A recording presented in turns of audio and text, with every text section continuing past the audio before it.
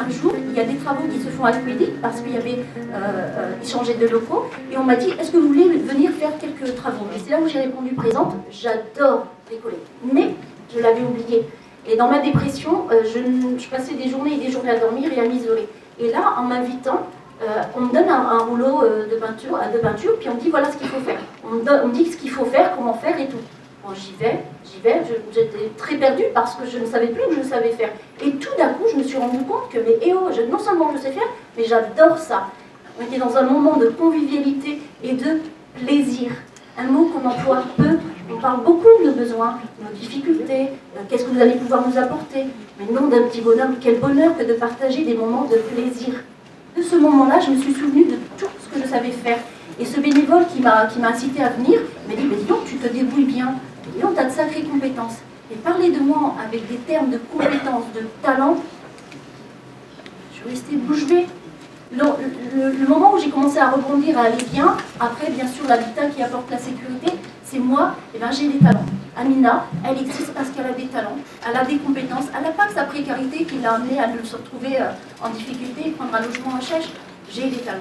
Et je remercie les bénévoles de nous le rappeler. Je remercie dans leur bienveillance de le mettre en avant. Et si on se trompe, c'est pas grave. Alors partageons autre chose que nos difficultés et nos besoins. Parlons des plaisirs que nous pourrions partager ensemble. Dans le développement du pouvoir d'agir, pour moi, il était important de parler de plusieurs choses, comme l'écoute. Mais laissez-nous, c'est un espace de parole. C'est pas parce qu'on va vous dire que ça ne nous convient pas qu'on vous en veut. Ça ne nous convient pas, mais c'est pas parce que c'est HH qui le propose. Ça ne nous convient pas dans son ensemble. Donc aujourd'hui, je suis bénévole dans le pôle bricolage parce que j'ai la compétence de faire du bricolage. Je n'ai pas la compétence d'accompagner parce que je ne sais pas prendre l'effort. Et par contre, je sais bricoler et faire de la nature. Voilà, et ça vous amuse, mais c'est exactement ça quand nous, les locataires, on est blessés. On n'est pas blessés parce qu'on sait très bien que vous arrivez avec cette bienveillance. Mais ce que vous nous proposez fait que ça ne nous convient pas. Acceptez de l'entendre, il n'est pas personnel, il est personnel pour personne. Mais ce qui vous convient, moi, ne me convient pas.